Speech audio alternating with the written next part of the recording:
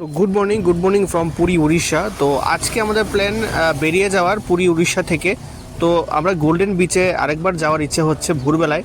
মানে এটা হয়েছে সেই গোল্ডেন বিচের সামনের জায়গাটা, চৈতন্য প্রভুর যেখানে স্ট্যাচুটা রয়েছে তার সামনেই সম্পূর্ণ বিস্তীর্ণ প্রায় 5 থেকে 6 কিলোমিটার এরিয়া নিয়ে সবটাই রয়েছে গোল্ডেন বিচ, যেটা উড়িষ্যার মধ্যে সবথেকে ফেমাস বা যেটাকে পুরী বিচও বলা হয়। তো এখানে এসে পড়েছি সূর্য ওঠার আগেই। তোমরা দেখতে পাচ্ছ সমুদ্রের সামনের যে জায়গাটা, বিচের জায়গাটা, দেখো এখনও সূর্য কিন্তু উঠেনি, কিন্তু এই যে আমি আঙ্গুল দিয়ে দেখাচ্ছি সবটা জায়গা কিন্তু তোমার এখানে এগুলো ফুডের স্টল, মানে এখানে কিন্তু বিভিন্ন সি ফুড পাওয়া যায়, খুব ফেমাস। আর এটা হলো স্বর্গদ্বার। আর এখানে যে আগুনটা দেখতে পাচ্ছ, এই স্বর্গদ্বারের আগুনটা কিন্তু 24 ঘন্টাই জ্বলতে থাকে। সেখানে কিন্তু চিতার আগুনটা কোনো সময় নিভে না। তো এটাকেই স্বর্গদ্বার বলা হয়। গুড মর্নিং দর্শন করে নাও। পুরী উড়িষ্যা। তো সবাইকে স্বাগত আবারও স্বপ্ন ডায়েরিতে। তো পুরী পৌঁছে গিয়েছি, Puri sea beach, golden sea বিচের সামনে পৌঁছে গেছি। তো সবাই ব্লগটা ফলো করবে আর ছোট্ট কিছু কিছু ক্লিপস তুলে ধরার চেষ্টা করব তোমাদের সবার সঙ্গে স্বপ্ন ডায়েরিতে। তো পুরীতে গোল্ডেন বিচে আসার প্ল্যান অনেকদিন ধরেই চলছিল, তো সেক্ষেত্রে আজকে প্ল্যানটা সাকসেস হলো। আর উড়িষ্যার স্ট্রিটে হাঁটতে হাঁটতে ভিডিওটা করছি, যাতে সাইডে ফাইডের ভিউটা তোমরা কিছুটা দেখতে পাও। তো এটা একটা আলাদা অনুভূতি, খুব ভালো লাগছে, সবটা জায়গা দেখতে ভালো লাগছে। তো এই জায়গাটা অনেকটা কিন্তু বড় জায়গা, বড় এরিয়া, তো খুব বিজি এরিয়া। এখানে অনেক মানুষ, এখানে সব সাইডে হোটেলই রয়েছে, সব হোটেল তোমরা দেখতে পাচ্ছ কিনা আমি জানি না। পেছনে যা দেখতে পাচ্ছ বা সাইডে দেখতে পাচ্ছ এই সবগুলো কিন্তু হোটেল, কারণ এগুলো সমুদ্র তো ওই সাইডে, মানে আমার ডান সাইডে এদিকে। তো যার কারণে সব সি ফেসিং হোটেলগুলি কিন্তু ভালো চার্জ করে অ্যাটলিস্ট এই জায়গাটার মধ্যে। তো আমরা এখানে থাকিনি, আমরা থেকেছি আরেকটা বিচের সামনে, যেটা সিটি রোড পড়ে। তো ওই বিচটার মধ্যে মানে একদম ক্লিন আর পরিষ্কারও খুব, মানে যেটা বলছি আর কি, আর দেখতে খুব সুন্দর। সঙ্গে থাকো।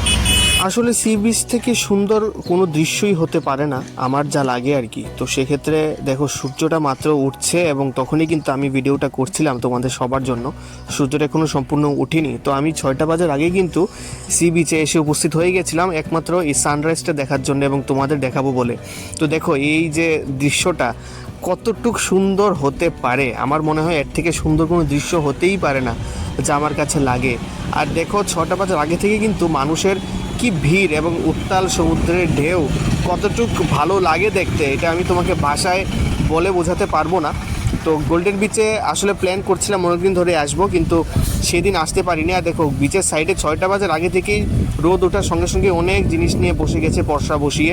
এখানে বিভিন্ন রকমের শঙ্খ, সিশেল, অনেক কিছু রয়েছে যেগুলি কিন্তু ডেকোরেশনের জন্য ইউজ করা হয়ে থাকে। দেখো আমার হাতে একটা শঙ্খ রয়েছে, এটা কিন্তু বাজানো শঙ্খ, দেখো কত বড়, বুঝতে পারছো কিনা জানি না, অনেক বড়। আর এটা একটা শঙ্খের দোকান যেটা সি বিচের সামনেই রয়েছে, এবং এখানটায় একটু ঢুকেছি তোমাদের কিছু শঙ্খ এবং ইমিটেশনারি জিনিস দেখাবো বলে। দেখো কত সুন্দর জিনিস রয়েছে, এগুলোর বিভিন্ন রকমের রেট রয়েছে, বিভিন্ন রকমের ডিজাইন রয়েছে। তো সেক্ষেত্রে এখানে ভ্যারাইটি অফ তুমি সিশেল, শঙ্খ-টঙ্খ পেয়ে যাবে। দারুণ কিন্তু দোকানটা, যেটা দেখে আমার খুব ভালোই লাগছিল, তাই ভাবলাম একটু ভিতরে ঢুকি।